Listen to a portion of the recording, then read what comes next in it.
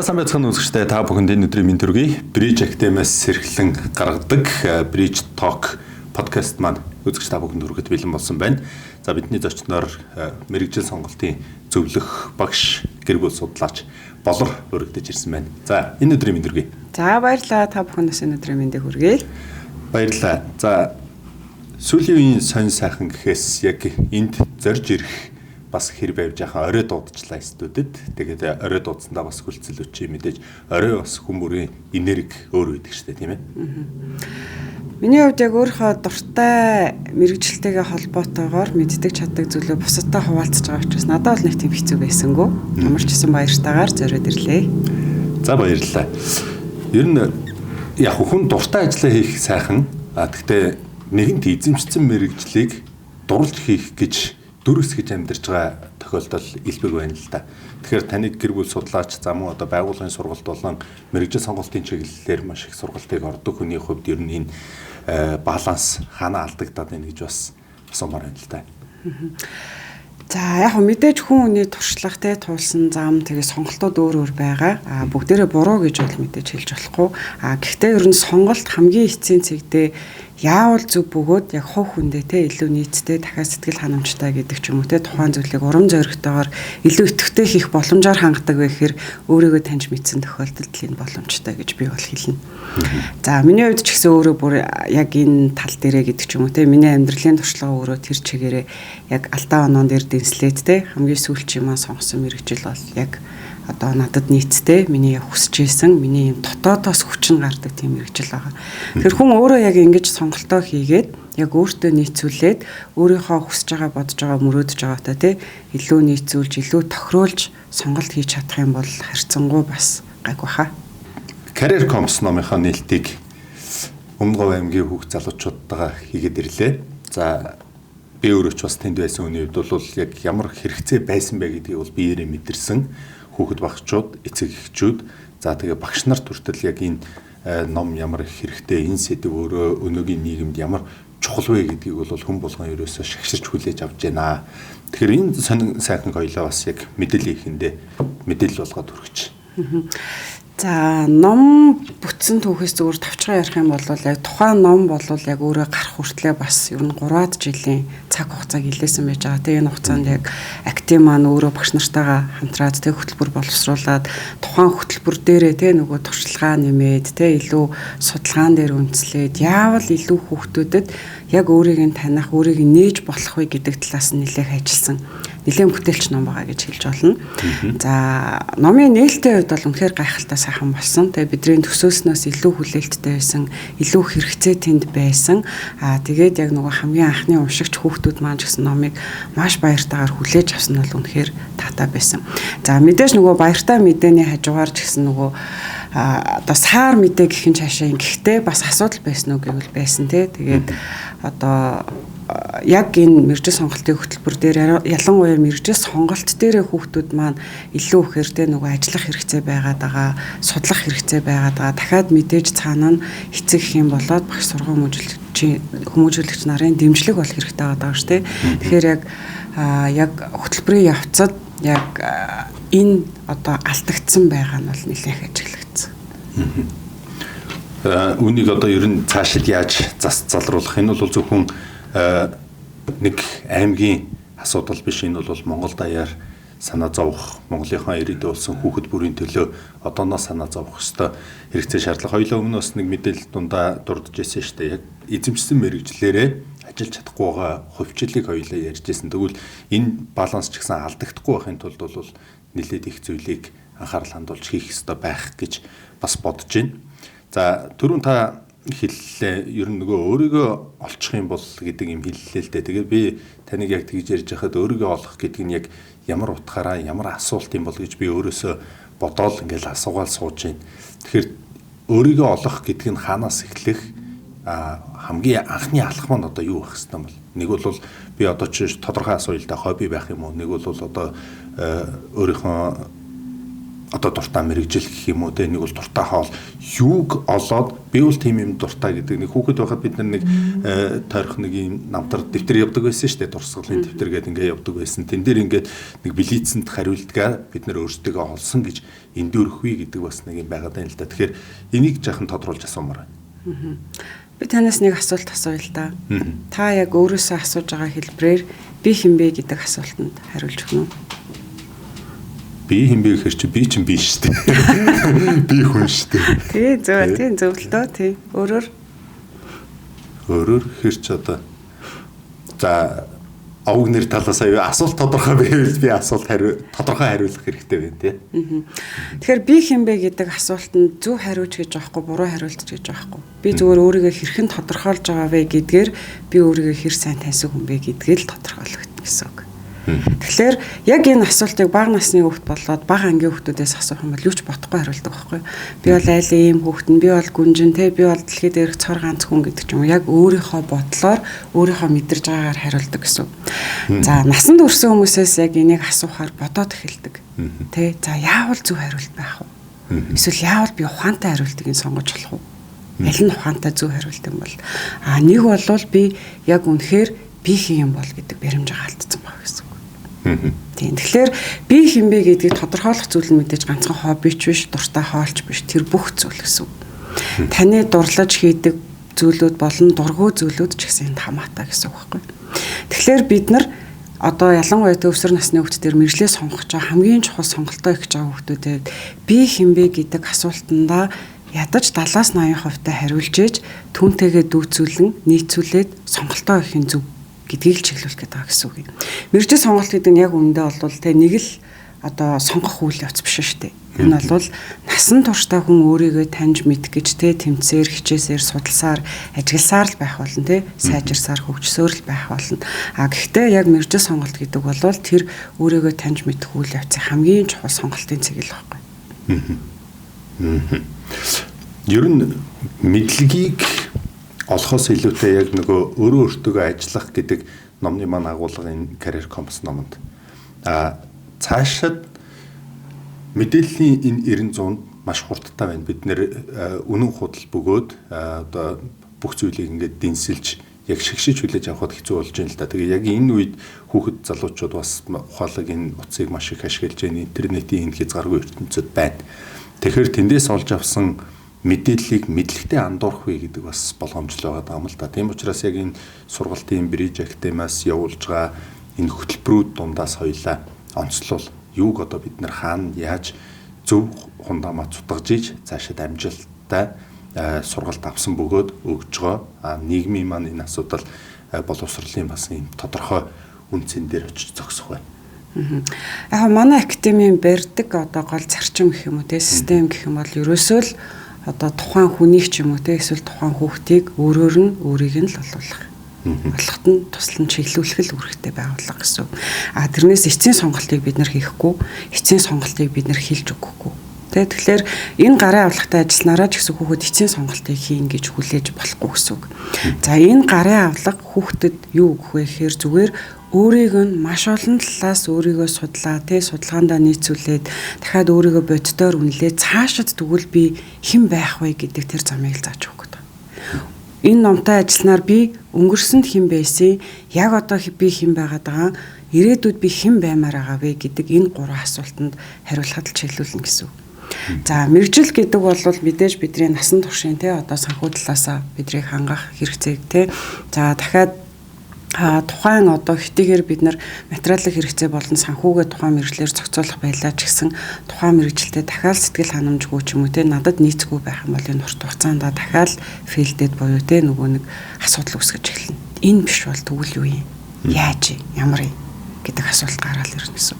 Тэгэхээр одооноос хүүхдүүд маань илүү ихээр мэрэгчлийг одоо судлах гэхээсээ илүүтэйгээр эхлээд өөрийгөө маш сайн судлах хэрэгтэй. Бүх талаас нь. Өнгөрсөнд би хэн байсан? Яг өнгөрсөн хугацаанд эцэг эхчүүд маань мэдлэггүй мэдээлгүйгээс алдсан байж болно. Гэхдээ бид нар тэнд бас орхигдсон зүйлүүд байна уугүй юу гэдгийг давхар судлах хэрэгтэй.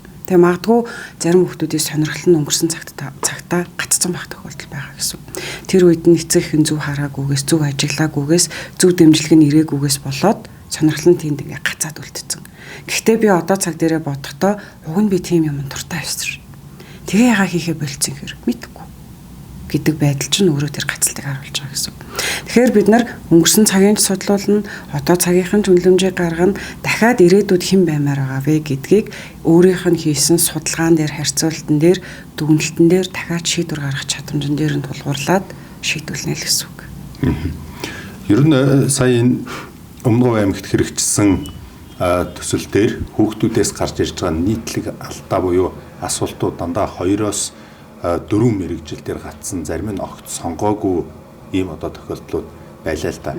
Тэгэхээр яг энэ нөхцөлд эцэг их болон ер нь хүүхэд өөртөөгөө яаж эртнээс одоо энэ эргэлзээс хурдан гарч зорьсон одоо яг тэр програма үргэлжлүүлэн үзэх буюу сонгосон хичээл дээрээ ахиц гаргахын төлөө зорих хэрэгтэй байна. Энийг ер нь яаж чиглүүлж зөвлөв? За сая өмнө говийн хувьд гэх юм бол бид нэр яг зорилтод те одоо 1350 хүүхэд дээр ажилласан. Дахиад яг тэдгээр хүүхдүүдээ эцэг их гээд 1000 орчим эцэг их дээр бас давхар ажиллаад ирсэн байж байгаа. За нийтлэгээр эндээс харагдаж байгаа зүйл нь юу вэ гэхээр яг таны хэлсэнчлэн хүүхдүүд хитрхи олон сонголтын дээр төөрөлдөж байна. Нэг бол бүр огт сонголт байхгүй. Би сонирхлоо мэдэхгүй байгаад байна гэдэг байдал байгаа дээ. За мас хүүхдүүдийг одоо харахад ерөөсөө нэг 5 орчим хувь нь л би мэрэгчлээ сонгоцсон гэж байгаа. Тэр нь сайшаалтай хийдэг боловч за тэгвэл хоёлоо хуваалцъя, яаж сонгосон бэ те? Чамд сонгоход юу нөлөөлсөн бэ? Ямар дэмжлэг байсан бэ? Одоо чи яг энийг эцсийн байдлаар чиглүүлээ те? Алсынхаа арга тогтоож чадсан уу гэд асуухаар бас жоохон дутуу. Нөгөө судалгаа байхгүй. Тэгээ ерөнхий байдлаар мэрэгжлийг хараад нэг бол нөгөө ирээдүйд маш их хэрэлттэй байх болохоор, нэг бол одоо миний дуртай мэрэгжил болохоор нэг бол би ирээдүйдээ санаа зовхгүй амьдрахын тулд гэдэг ч юм уу ингээ нөхцлүүд нь арай өөр буюу ганцхан нэг зүйлийг хүчин зүйл болгоод сонгоод байгаа гэсэн. За хэдийгээр сонголтоо хийцэн байгаа хүүхдүүдийг бид нар мэдээж уран зориг нь хуглаад чи буруу сонгоцсон байна ингэж болохгүй гэж бол хэлэхгүй. Одоо нийт хүүхдүүдийн дунд яриулсан учраас нөгөө баяр хүргээдтэй илүү их амжилтыг хүсээд илүү сайн судлаарай гэдэг чиглэлийг өгөөл гарч ирж байгаа.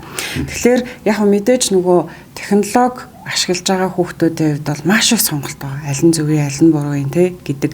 Дээрээс нь нэмээд энэ дээр нэг харагдсан зүйл нь юу вэ гэхлээрээ хүн болгон удахгүй ингээд бараг л бүх мэрэгжил нөгөө технологи гарч ирснээр байхгүй болох гэдэг юм шиг юм аман яриа, сошиал дээр гэдэг ч юм уу мэдээллүүд яваалгаа шүү дээ. Хэдэн сая одоо мэрэгжил устгаж үгүй болноо гэл зүгээр тэрийг нөгөө ямар ч фильтргүй сонсож байгаа хүүхдүүдийн хувьд бас юу суугаад байна гэхээр ирээдүгээс айц маш өндөр байгаа. Би яг энийг сонгоцсон байжсэн чинь очиод нөгөө AI-ын ч юм уу технологийн ч юм уу робот нь миний оронд энэ ажлыг хийгээд эхлүүл би яах юм гэдэг асуулт маш их гарч ирсэн. Тэгэхээр нөгөө нэг бид нар бас насан туршаагүй хүүхдүүд дээр ч гэсэн одоо сошиалыг маш юм фильтртэйгээр зөв одоо юу гэдгийг хэрэглэх нөхцлөөр нь хангаж өгөхгүй болвол хүүхдүүд маань хитрхи их зүг буруу мэдээллийн урсгалд ороод ирэхээрээ тэндээс юу авж ийн гэхээр илүү давуу тал гэхээсээ илүү айц төгшөрийг л илүү хаадаг.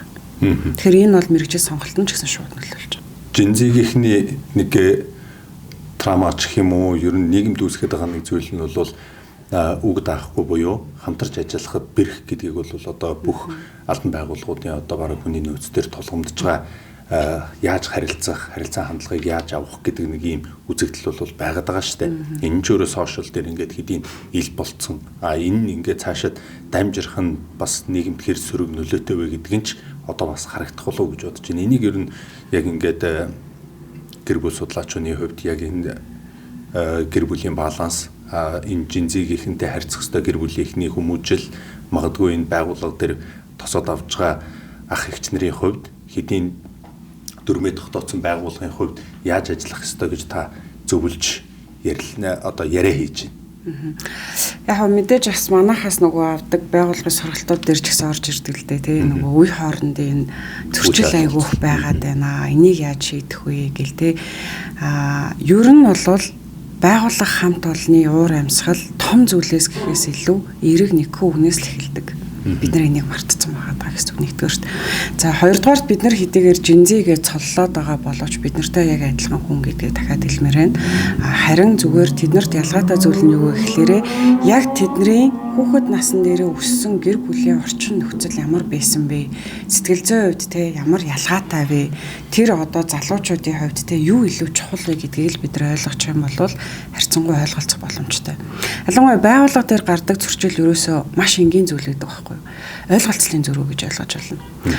Одоо тэгээ бидний залуу үе хүндлэл гэдгийг юу гэж ойлгоод байгаа. Дахиад одоо магадгүй те миний үе буюу миллениалийнхэн ч юм уу те одоо X үеийнхэн ч юм уу хүндлэл гэдгийг юу гэж хараад байгаа гэдэг хоёрын оронд асар их зөрүү байгаад байгаа гэсэн.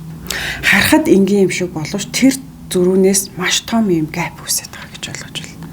Өнөөдөр те зүгээр энгийн одоо миний үеийн хүн одоо нийтлэгээрээ юу гэдэг чинь бүгдээрээ мэдээж биш л дээ одоо тэ хажууд сууж байгаа хүнийхээ цаана принтер дээр команд өгөхдөө тэ энэ хүн хажууд нь байгаа юм чи надад тусалчих болов гэж бодоод тэр принтерээс надад хэвлсэн юм аваад өгөөч гэхэд энд сууж байгаа залуу юм маань энд ажил дээрээ төвлөрөөд хийжсэн бол энэ айгу тэртэй байхгүй. Энэ миний хийх ёстой үргэлж биш яг явс ясман дээрээ тэ тэгээд тэрийгээ шууд харилцааны хэв маягаар буюу та өөрөө босоод авчиж болох уу те би энд ажиллаа хийж байна. Энэ миний ажил үүргийн хуваард байхгүй гэдэг хандлагыг ч юм уу те үгийг хэлчихэнгууд шууд илэрхийлдэг. Тэгэнгүүт нөгөө өмнөх буюу миллениал X үеийнхэн энийг юу гэж хараад байна гэхэлэр бие тооцсон хүндлэл авахгүй те ахмад наснаа гэдэг ч юм уу те хүндлэх ямар сэтгэлгүй юм хүүтэн хүндийн үеийнхэн би болж байна гэж шууд өгчээд байгаа юм. Гэтэл үнэхээр би хоёр алхаад энийг авч болох уу? Болно. Тэ хэрвээ дахиад би тэр хүнээс дэмжлэг хүсэж байгаа бол би үгээ арай өөрөөр хэлж болно. Захирам тушаах байдлаар биш. Дээд өнгнөөс биш те. Би яг тэр хүнээс тусламж хүсэж байгаа бол тэрийгэ боддоор нь хэлээд тусламж авах юм бол тэр залуу юм аа тань туслахад бэлэн байгаа л гэж байна.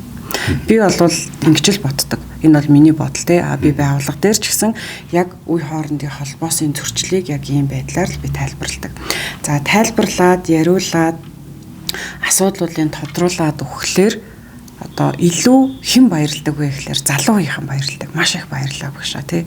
Үнэхээр бидний хэлж чадахгүй байсныг, ойлгуулж чадахгүй байсныг тий ойлгуулж өглөө. Нөгөө талаасаа бид нар ч гэсэн маш сайн ойлголтоо авлаа тий.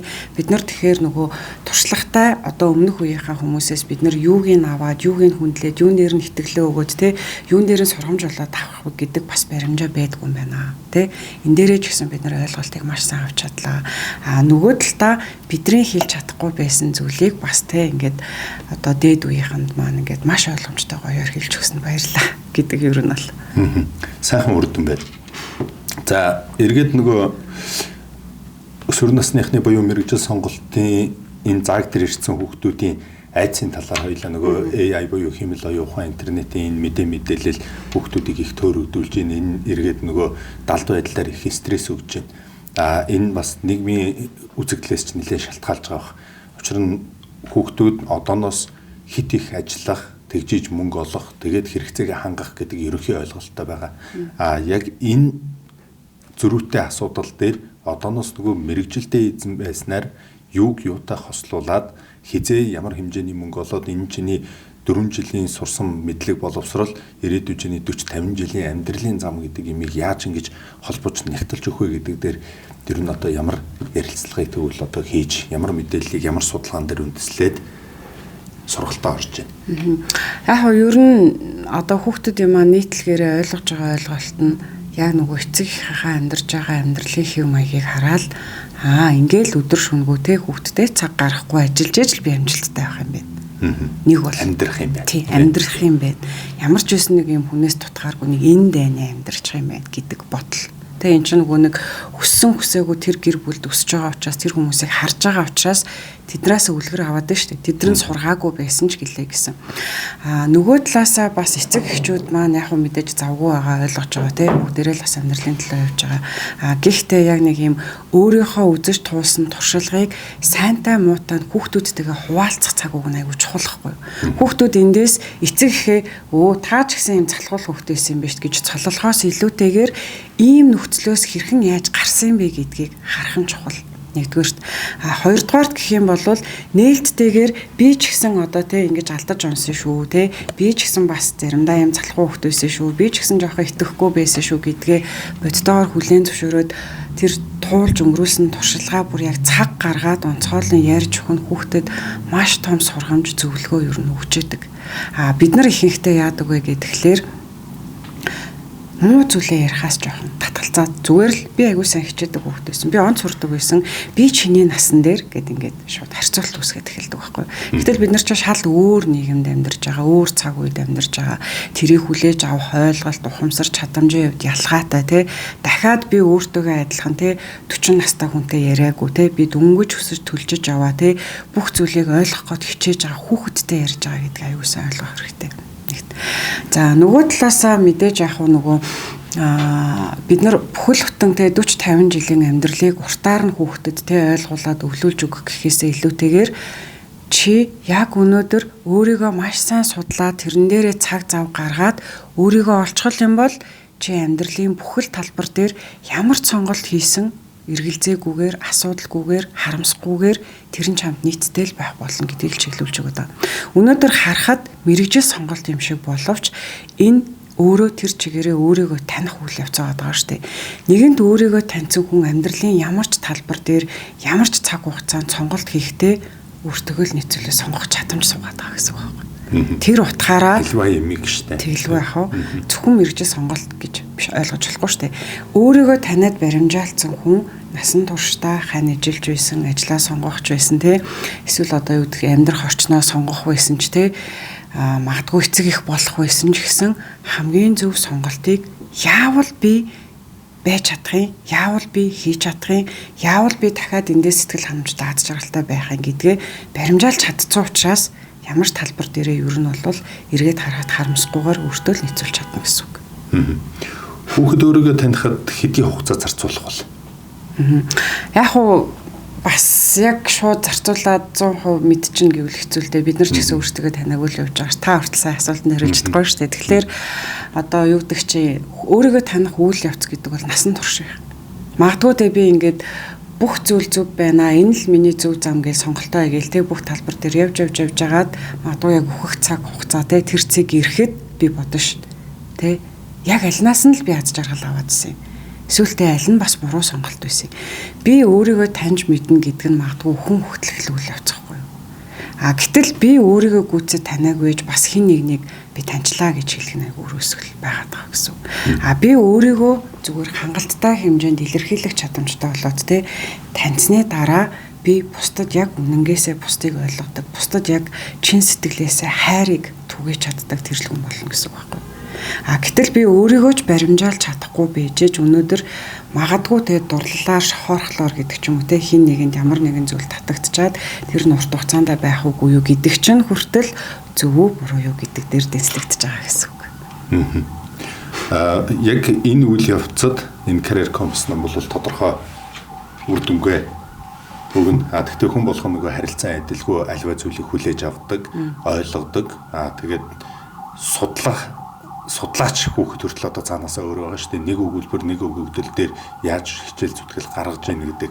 Зүгээр гүйцэтгэлийг тэр дорн хийгээд нэг хайрцаглаад хардаг гэдэг ингээд харилцан адилгүй. Тэгэхээр энэ ном маань 12 бүлэгтэй. Тэгээд ер нь яаж ажиллах чиглэлийг одоо бол зуны үйлрэл эхэлж байна. Маш олон одоо дараа жилийн одоо яг энэ мэрэгжил сонголтоогоо тулах 11-ээс дэвшээд ороод ирэх 12 дугаар ангийнхаа ахлах ангийнхан дунд ангийнхан их л хийцгэрэх байх та. Мэдээж сүүлийн үед бас зуны даалгаврыг нэх өгöd ах нь багассан байгаад байгаа юм те сургуулиудыг ингээ ажиглаад хахад хүүхдийг амраах хэвээр ачаалаас ингэх хэвээр чөлөөлөх хэвээр гэдэг эцэг эхчүүч бас хичээлээс нь чөлөөлж ингээд амраах цуслан лагер гихч гэдэг юм уу гэд нэг ийм уур амьсгал ерөнхийдөө явагдаж байна. Тэгэхээр тэр дотор би энэ номыг аваад ажиллаад үзээсээ тэр 3 сарыг үр дүнтэй байлгаасаа гэж бас хэлэх гээд байна. Тэгэхээр энэ тал дээр та ер нь бас ингээд яг тодорхой чиглэл өгвөл энэ номыг одоо яаж ашиглаж болох вэ? Хүүхэд 100% худалдаад авлаа гэхэд яг эцэг эхтэйгээ юм нэг бол өөртөө ингээд ажиллаад явах боломжтой юу? Хөндлөнгөөс та энэ дээр яаж одоо худалдаад авсан хүнд ямар дэмжлэг үзүүлэх одоо боломж байгаа? За ер нь бол ном болвол одоо яг магадгүй сэтгэл хөдлөлөөр те ажиллаад бүр тасралтгүй суувал нэг юм 2-3 хоног дуусчихна. Тэгээ тестээ бөглөөл хариуг нь болоо те би энэ юм байна гэж пижгэнтэл ажиллаж гэсэн үг шүү дээ. Бид нар бол тэгэж ажиллахыг одоо хүсэхгүй. Бид нар яаж ажиллахыг санал болгож байгаа вэ гэхлээр нэг бүлэг дээр буюу эхний сэдв дээр хүүхэд хамгийн багадаа 10-аас 14 хоног зарцуулах хэрэгтэй. За мэдээж одоо эхнийх нь нэг өдөр бүх юмаа хийснэ те дүнэлтийн 14 хоногийн дараа бичин гэсэн үг биш шүү дээ. Энэ хооронд яах вэ гэхээр өөртөө дарамт өгөхгүйгээр хит ядрахгүйгээр те хит удаан суухгүйгээр өдөрт нэг зүйлийг хий. За одоо жишээ нь хамгийн ихний сэдв те би хинбэ гэдэг сэдв дээр өөрийнхөө занталгуус эхлэе те тестээ бөглөө тухайн одоо тестийн хариун дээрээ үндэслээд яг миний энэ зан чанарт ямар мэржлүүд тохирох юм бэ гэдэг судалгаа хүүхэд өөрөө хийх байгаа. Тэгэхээр бид нар хитрхи бүх зүйлийг бэлэнчилж өгөөд байвал хүүхдэд юу ч үлдэхгүй. Нэг юм заасан нэг ингэж хэлсэн штэ гэл өнгөрнө. Ном бол хүүхдийг хаашаа чиглүүлэх вэ гэхээр за чи өөрөө судлаарай.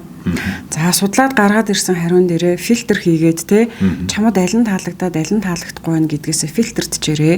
За фильтрцэн нөгөө одоо сэдвүүдээ буюу мэрэгжлүүдээ те өөрөө өдөрт нэг юм уу 2-оос мэрэгжлийг маш одоо дэлгэрэнгүй байдлаар нөгөө нэг AI нөгөө нэг технологи ашиглаж судлаарай.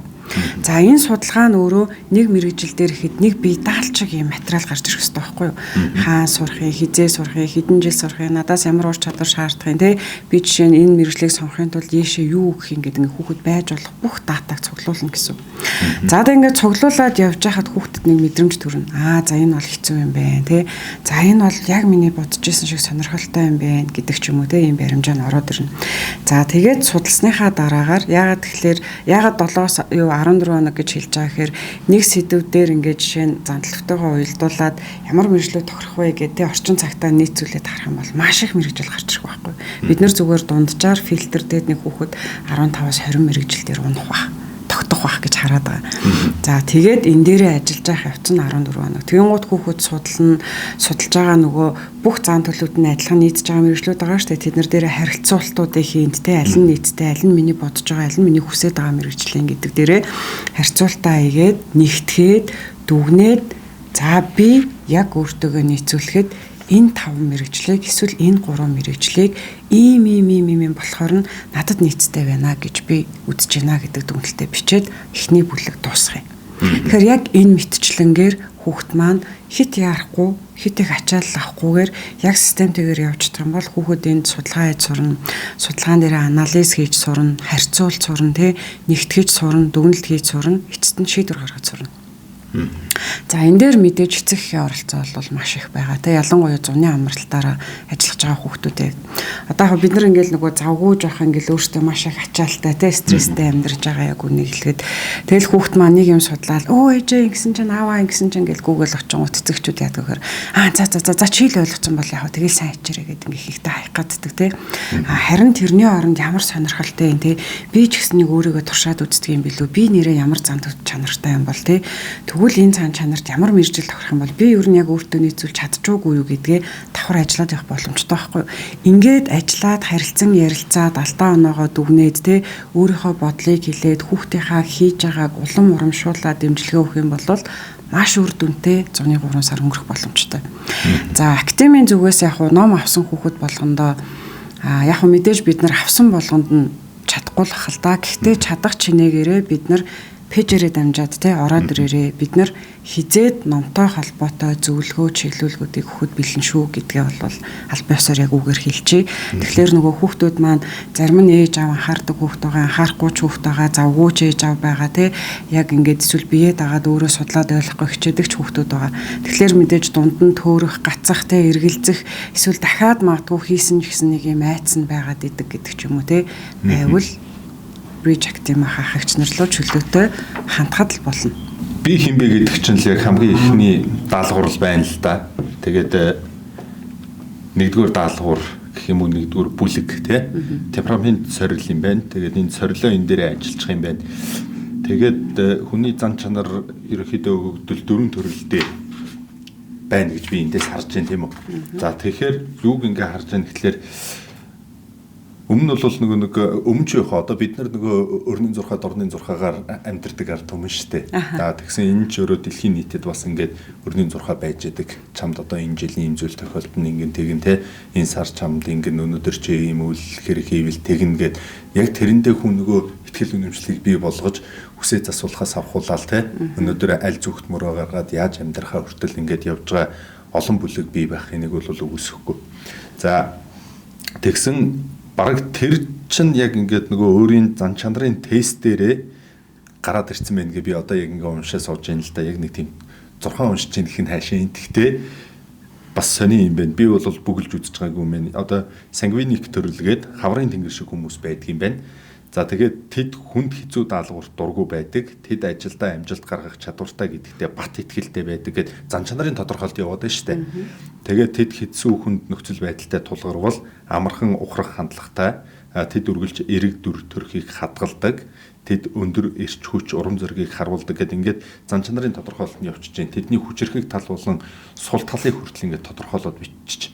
Энэ өөрөө ямар шинжлэх ухаан дээр тулгуурлаж яг ингээд үнэхээр би ингээд тестээ бөглөөд нэгдүгээр нүрэн дээр тестээ бөглөөд тэгээ эргээ харахад энэ сангвиник тэгээд мэлээ ойлгох ер нь бол маст бол мэлээ ойлгох нь их байдаг штэ ингээд нөгөө дээр үед мэлээ ойлгох царайлчаа те эргүүцэн төлөх шиг гэл одоо ингээд өвөө юм нэртэй загнуулж өссөн бидний баг нас шиг те тэгэхээр холерик төрөл гэж байна.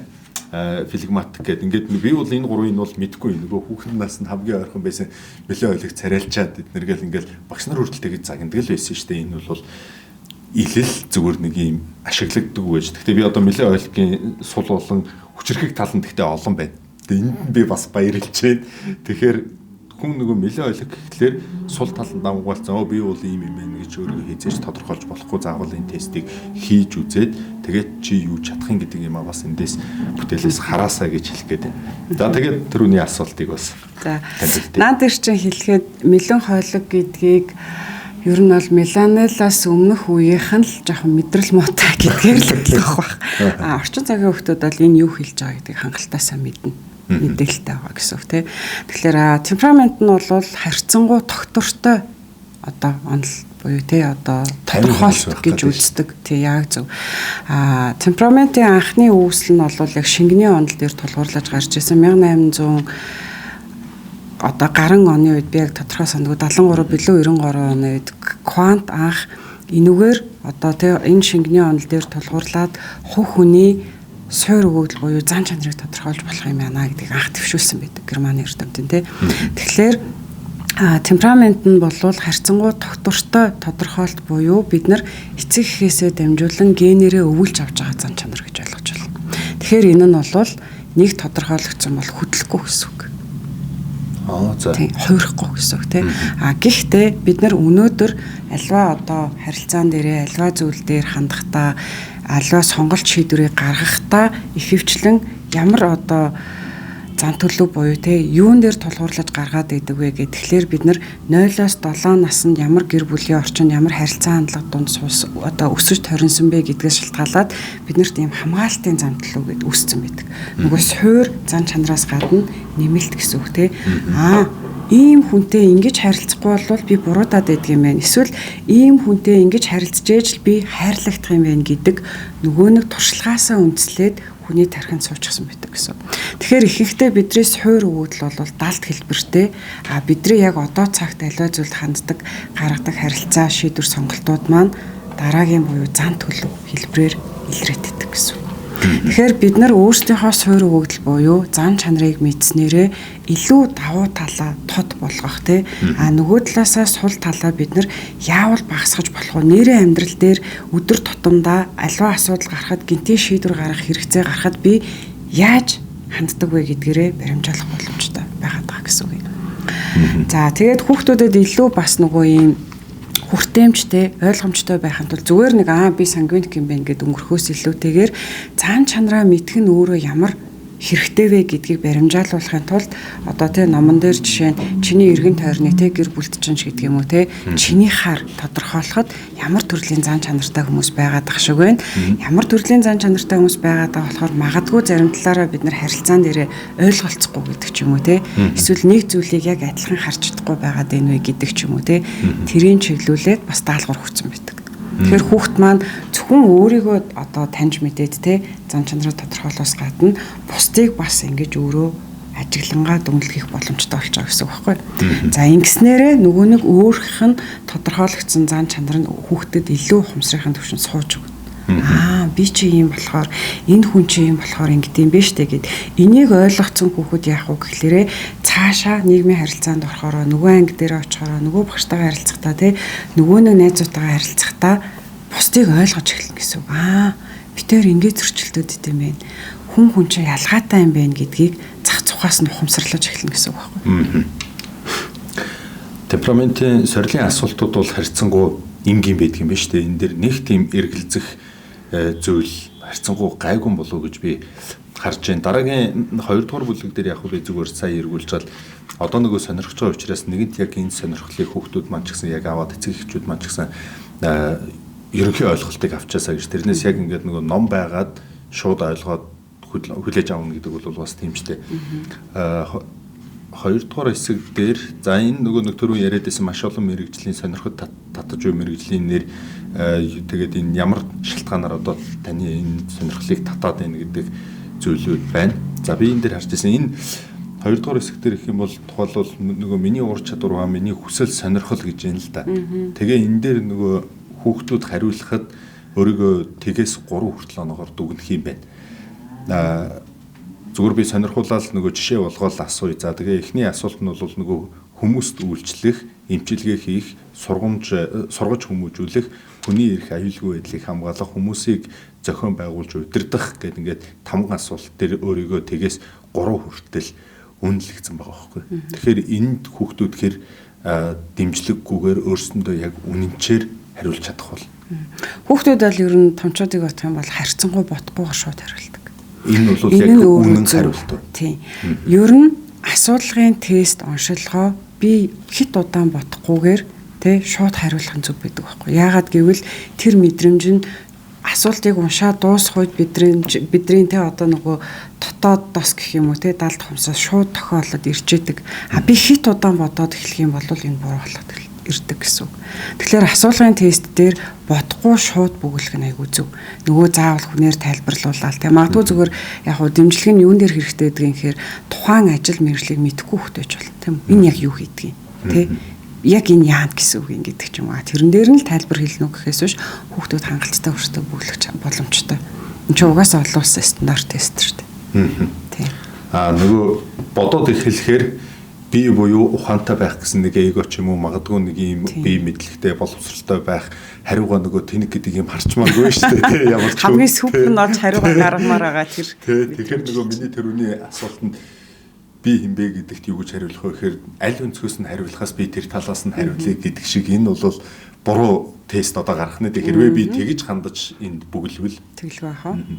Саяхан олон улсын гэр бүлийн өдөр тохиолоо мэдээж хичнээн өнгөрсөн ч гэсэн танд бас яг энэ салбарын хүний хувьд олон улсын гэр бүлийн өдрийн мэндийг өнгөрсөн ч гэсэн хүргэе. За баярлалаа.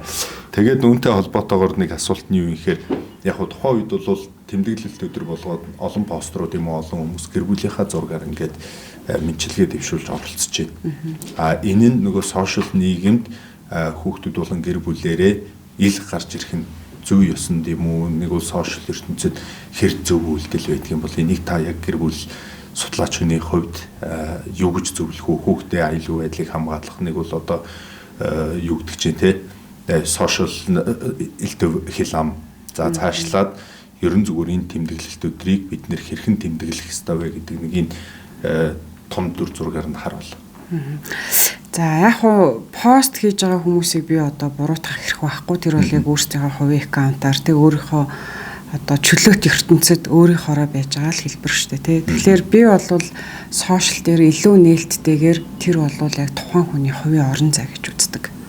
Мэдээж бид нар эцэг эхчүүд байгаагийнхаа хувьд хүүхдийн аюулгүй байдлыг хангах нь бол зүүн хэрэг. Тэгэхээр бид нар сошиал өөрөө давуу болон сул талтай те бас аюултай зүйлүүдийг ч гэсэн дагуулж болдог гэдгийг маш их туршлага одоо те кейсүүдээр мэдж байгаа шүү дээ. Тэгэхээр тэр бол мэдээж цэвэр эцэг эхийн сонголт. Өнөөдөр би зүгээр нэг баяр болохоор те гэр бүлийнхаа зургийг тавиал хамгийн яд жаргалтай гэр бүлтэй хүн шиг гэр бүлдээ хамгийн их яд жаргалтайгаар амьдарч байгаа юм шиг бусдад харагдах нь хэр чухал вэ гэдгийг нэг бодоод үзээрэй л гэж хэлнэ. Өнөөдөр би өдөр болгон гэр бүлтэйгээ те байгаа те хамтдаа амьдарч байгаа. Харин таны гэр бүл өдөр болгон инээ дээр цалгаад те хүн болгон сэтгэлдээ хайр дүүрэн байгаа бол тэр л хангалттай. Та үнэхээр маш одоо хүчрхэг те нурхааргүй тэр цайз цамхагийг бүтээж чадсан гэсэн үг. Гэтэл бид нар яг ихэнхдээ ялангуяа насан турш хүмүүс маань нэг юм гадна орчноос нэг юм үнэлэмж авах гаддаг болчихсон. Тэрүүгээрээ одоо нэгсэндээ өөрийнхөө эгогч байд юм уу, мэдрэмжээч байд юм уу те ханамжаа тэжээх гэж оролддог гэж хэлж болно. Тэ одоо гэр бүлийнхаа тэр зургийг тавьснараа те ямар гоё гэр бүлтэй гэр бүлд наад жаргал хүсье гэдэг тэр үг нь өөртөө чухал байгаа учраас тавьсан гэсэн үг. Гэтэл яг үнэн хэрэгтээ таны тэр ард үлдэж байгаа гэр бүл яг тэгж хилүүлэх таны байгаа юугүй юу гэдгийг л бид нар өөрсдөө бодох хэрэгтэй гэсэн. Тэгэхээр гэр бүлийн яг мэдээж биднэрт ингээд маш олон баярууд өгдөг штэ. Одоо эмэгтэйчүүдийн эрхийг хамгаалах өдөр те хүүхдийн эрхийн өдөр тэгэл дахиад гэр бүлийн өдөр гэдэг ч юм уу охтыг хамгаалах өдөр гэл те тэр өднөр бид нар хин нэгэнд баяр хүргээд одоо хамтдаа баярлаад идэж уугаад те тэгэхдээ яг гол нь ямар зоригтойгоор энэ өдрүүд бий болоод тэмдэглэлт өдөр болсон бэ гэдэг бид нар агуулга руу нийлүүлж хэлэх ёстой юм болов гэж би бол хардаг. Тэгэхээр гэр бүл одоо нийгэм талаас нь харах юм бол хамгийн жижиг бүлэг штэ. Гэхдээ нийгэмд хамгийн том тусгалаа өгөөд нөлөө үзүүлдэг бүлэг бол гэр бүл. Та өнөөдөр те нийгмийг хараагаа зүхээ таалагдахгүй байгаад үзээ ядаад те байж болно. Гэхдээ та өнөөдөр энэ гэр бүл гэдэг энэ жижигхэн тэг бүлэг дотроо ямар нийгмийг бүтээж аваа вэ гэдгийг л харж байгаа. Та тэр том руу стресстэй шаардлагагүй. Та энэ дотроо яг өөрийнхоороо эерэг байгаад хангалттай хайр дүүрэн те гэр бүлийг бий болгоод дахиад хүүхдүүд нь өөртөө итгэх итгэлийг хайраараа дамжуулаад авч байгаа болвол та иргэн хүний хавьд маш хариуцлагатайгаар үргээ биелүүлж जैन те аав хүний хавьд бас яг адилхан. Тэрнээс одоо бид нар нөгөө нэг одоо асуудлыг томоор нь хараад томоор нь шүүмжиллээгээд угаасаа бид нар хямж чадахгүй өөрчилж чадахгүй шүү дээ. Маш олон жижиг бүлгүүдээс нэгдсэн энэ нийгэм гэдэг зүйл чинь маш олон янз бүрийн ялгаатай боловсралтай мэдлэгтэй төлөвшөлтэй хүмүүсийн нэгдэл шүү дээ. Гэтэл бид нар тэрийг өөрчилж чадахгүй ч тэрэнд стресстэй яах юм. Тэрний оронд та үнэхээр сайхан нийгмийг хүсэж байгаа бол хүүхдүүдэд тэг гэрэлтэй ирээдүй хүсчил байгаа бол өнөөдөр та гэр бүл гэдэг тэр хамгийн чухал талбартаа л хамгийн сайнараа л байж байгаа. Бусдад та яаж харагдах тийм ч чухал шүү. За баярлалаа.